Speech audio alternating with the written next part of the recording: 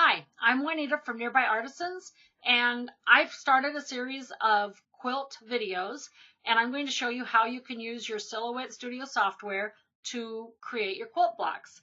I have the business edition. There are editions that cost less than the business edition. They are the Silhouette Studio Basic, which is free, and anyone can download it and you can try it out, see how you like it. And then the next one is Designer Edition Plus, and then Business Edition. I think that's all of them.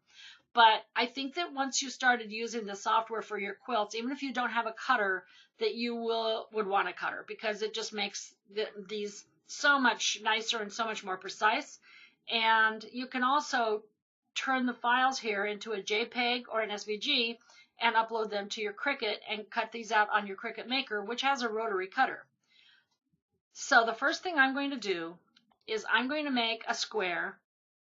It doesn't have to be exact, because everything I do here, I'm going to double check my sizing, because on a quilt, the sizing is so important, the exact size and dimensions. So I'm going to go ahead to my transformation, and I want this to be, I'm going to make it 8 by 8 so you can see it better, but I would probably make a 6-inch square. But I could make 8-inch squares also. So I'm going to go here and I'm going to make this square 6 inches by 6 inches.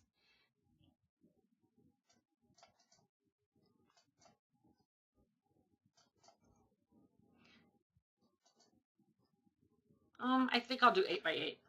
I did say 8 by 8 so you could see it, so my mistake. And I'm going to lock that in.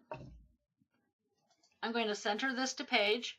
And now I'm only using this right now to just get my triangles lined up right. So I'm going to go to my polygon tool. I'm going to click on the corner. Because this is 8 by 8, I'm going to go over 4 squares.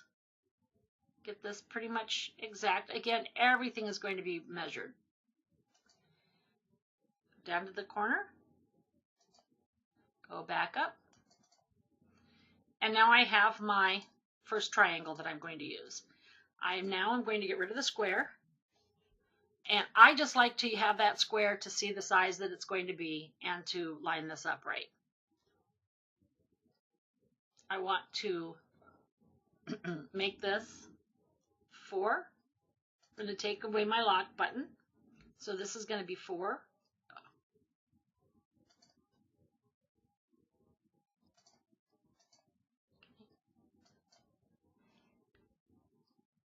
4 by 8. And again, it's so important for that to be exact. And now I'm going to lock that in. Now, I put it up here in case anyone doesn't know that 1/4 inch equals 0.250 decimal. So I'm going to do an offset of this. And I don't know which version offset is in. So like I said, I only know the business edition. I've had it for a very long time. And I'm going to make sure I have my corners. I'm going to go to my inner line here. Oh, I wanted that to be the 250. I'm sorry. It defaults to the 1.25. You have to change it if you want it to be 250. So let me change that 0.250 for 1/4 inch. Make sure it has the line. And now I'm going to turn this inside line into the cutting line. I mean the stitching line. So now I have my stitching line here, my cutting line here, and look, it automatically lobbed that off for me, and I just love that. It automatically does that. And now I'm going to take this, I'm going to group it. I don't make it a compound path, because if I do that, and this video is for intermediate to advanced users, so they pretty much know what I'm talking about. If you are a new user, you'll want to go to my previous videos or to other videos. There are so many of them on YouTube, and learn about the Silhouette software for the beginning. So now I have this. I have my 1/4 inch edge there. I'm going to duplicate this because I want to see how it will line up on my mat if I was actually making a quilt. So I'm going to replicate that. I'm going to mirror right. I'm going to make a copy of this. And I hit my Alt key. I'm going to rotate it by 90 degrees. I'm going to place it right down in here. And now I will mirror that, replicate it by mirroring above. And that's my square. And now, so you can see if I folded this over, that those would be lined up, would have, if this were folded over to sew, to stitch, they would be lined up. And now what I want to do is I want to see what colors I would use, which is what makes this software so great. I can use the fill tool here, and I can pick the colors that are here. These are the more predominantly used colors. I can go to advanced options and use my color wheel. I can use RGB codes. I can use hex codes. I can go to a paint store or a hobby store, and I could get swatches of their paints, and I can type them in here and get the exact colors. I can also take a picture if I were doing somebody else's house and they had, say, some wallpaper and liked a color. I could take a picture with my phone. I can send it to myself in an email, and then, or send it to my computer, and then I can pull it in here. I can take sections of fabric. I've scanned these fabrics in, and there's so many things I can do of being able to see a visual of what this will look like. So I'm going to go ahead and just pick some colors here. So I'm going to make that one. I think I'll just use purples. That dark purple, and then lighter. This one I'll do in the middle kind of, and then maybe over here I'll do in the more in the pinkish shades, and see how I like that. And now if I like this and I want to use it and I don't already have fabric that I like, I can take this to a fabric store and I can say, see what colors I like to go with this. I can also use the hex codes here. But you do have to understand that these colors are based on your monitor and your printer, and they may be off. What you can do is use a hex code of a paint swatch, put it in here, print it out, and then see how close that is to the true color of that paint swatch, and then you'll know better that it's the color you want.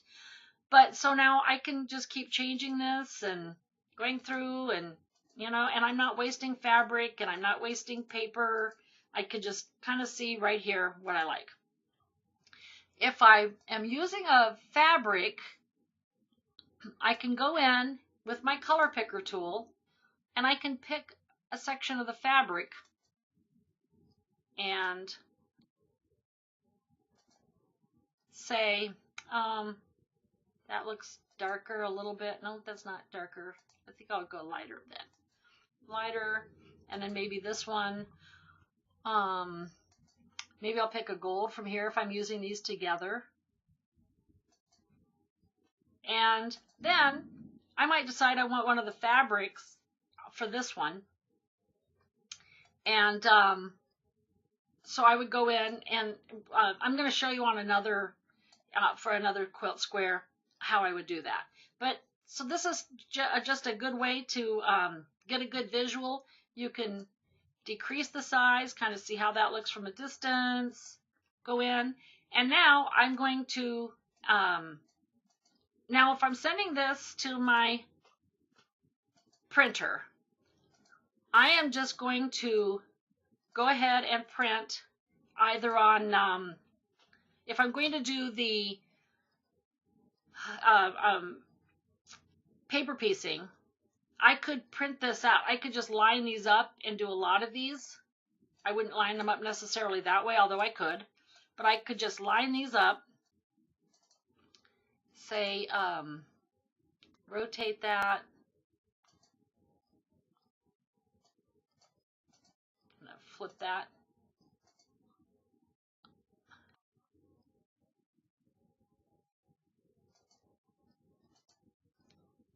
flip that around. And now I could line these up like this and waste less paper.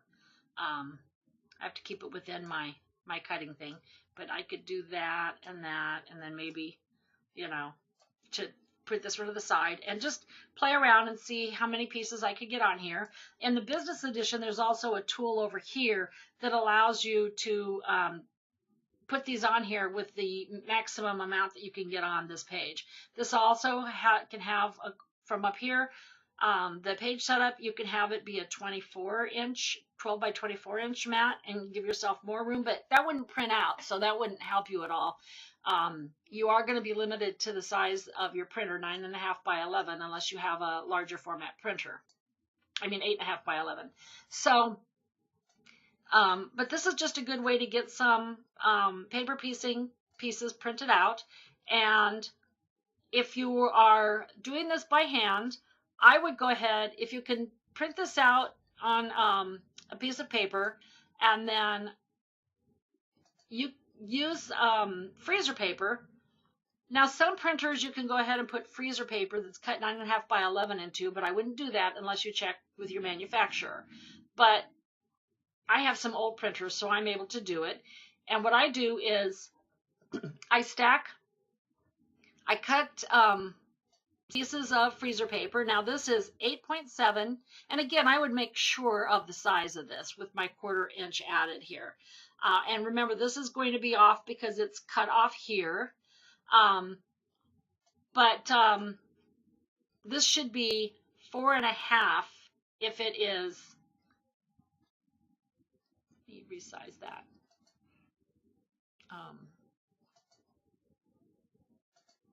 And again, it's critical to make sure these things are the exact size you're expecting. So if it's 4, what I think I would do, I would go ahead and, I haven't had any problems with mine, but I would go ahead and print out 1, and then I would put this on your acrylic ruler, and I would just make sure that this is coming out to be the triangle is, we'll make a square that is 8 inches or 6 or whatever size you're using with your with your 1/4 inch edge here.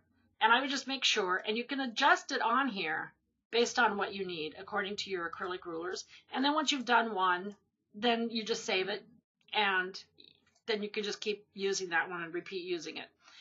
But I would make a stack of freezer paper. So for this, let's assume this is the right size. So I would do probably 4.5 inches by 8.5 inches, cut some rectangles. I would stack them together. If you put them the shiny side down and you lay them on top of each other, maybe 4 or 5, and then you iron them, but on on some Teflon, perhaps a sheet of Teflon or something that it won't stick to, then you can cut these all at once with just your top one, and then I would go ahead and run this through my sewing machine, and this will perforate the ones underneath, and that way when you pull them apart and you put them on your fabric, you would have a nice stitching line here and be able to stitch on that and not have to try to line that up on the slots on your sewing machine. So anyway, let's show you another option.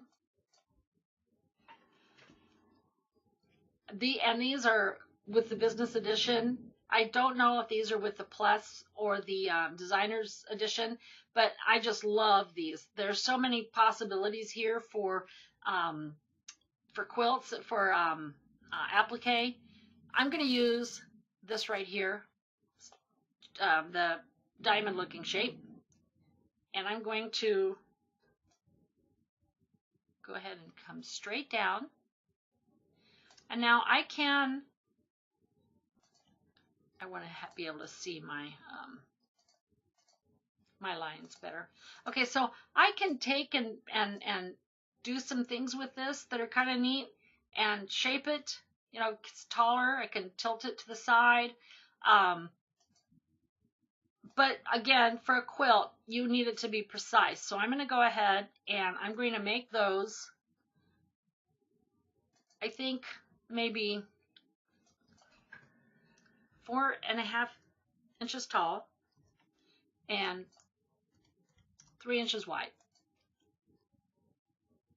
Now this is my sewing line. These are going to be my stitching lines. So I'm going to go ahead and, so I remember which one that is, turn it into a stitching line. I'm going to make that I'm going to convert it to path so that I don't have those adjustable handles anymore. Now I'm going to go over and I'm going to make that I'm going to do my offset. Again, 250.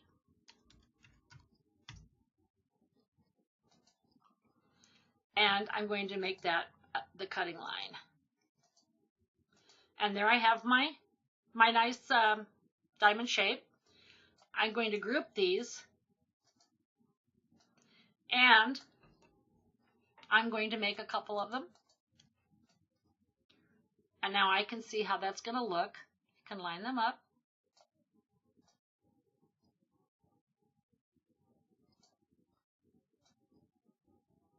I could magnify this and make them, that's it, before. I'm going to make another one. And I could line them up, make them different colors, see how I like them. But I'm going to make a copy of this, and I'm going to show you how you can crop this to get a fabric swatch in there. And if you were doing this for a customer, like I said, you could take a picture of color at their house or wallpaper or anything like that and scan it in, and then you could I'm going to bring this to the front, and then you could show them. You could print this out and show them how that will look. Now I'm going to lose my lines here when I crop this, so I'm going to go ahead and make another copy of that and pull it over here. And I had this little thread when I scanned this in. You just make sure you don't get that. Don't have any threads on your scanned in fabric. And now I'm going to crop. I'm going to put this over it. I'm going to click on both of them. I'm going to go up and I'm going to align, center, middle, and group them. Now I might see, like, maybe I want that in the center, and maybe I want colors around it to be from this fabric. So then I'll go over here and I'll do my color picker. I'll pick a light. Here I'll pick a darker color from that. The red I'm getting there is from my line, so you can even pick that. But I'm going to get a dark and maybe another medium kind of, yeah. And then I could just see how I like that, and I could have it all the way around as long as I'm keeping it within my. You can also not show your mat and fill this page with a quilt when you're done, because there's a place on here, down here in settings, where it will you don't have to show the mat.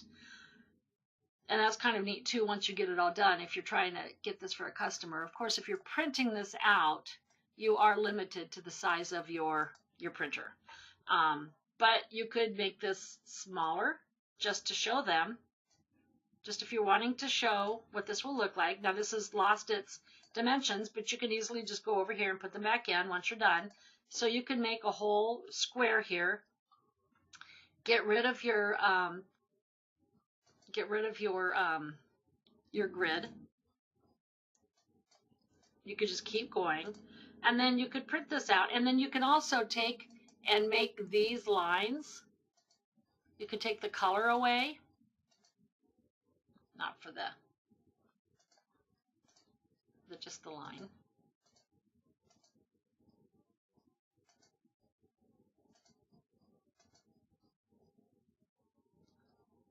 Oh, it's these I want to take it away.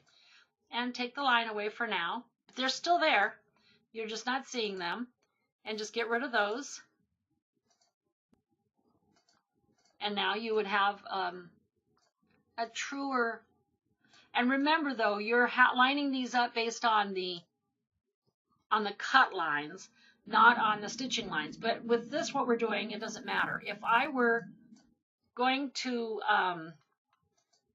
get those back, if that mattered to me, if I was seeing and previewing this, like say if I have another fabric and I wanted to see how the swirls lined up, or say there was a continuous design and I wanted to see how that was going to line up, I would line it up based on my my cut line. So I would go ahead and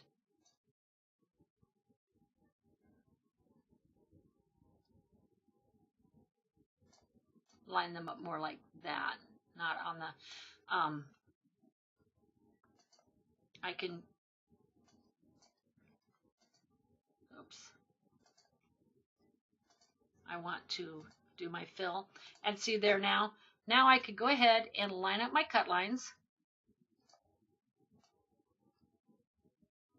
make sure they're all lined up nicely.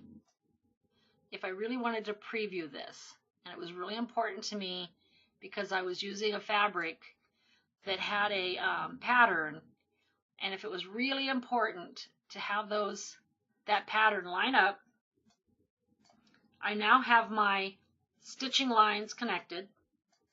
I could go in and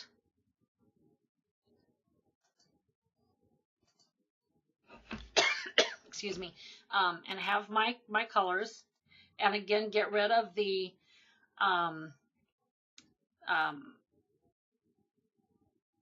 I can get rid of the lines here to preview it, and I can also use my Alt key, get a copy of this, send it to the back.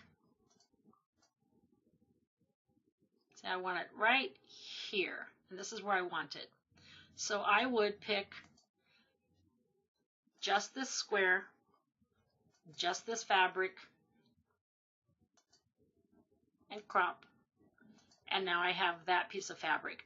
And I could take, let me go out, this, say this fabric here, and again I would put it behind right there. Well, I'd get a copy. Never use the only one that you have on there, because you may need it back, and sometimes something could happen where it wouldn't come back. So I'm going to send that back. I'm going to put it behind. I'm going to click on the fabric, hold my shift key down. I'm going to click on the diamond there. I'm going to go up and crop. And now I would just keep doing that.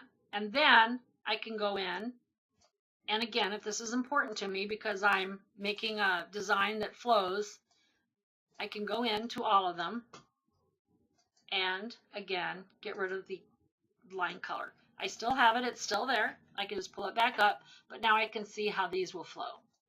I can see how those would work together. And there's so much more. It's hard to cover it all in just a video, so I'm making a series.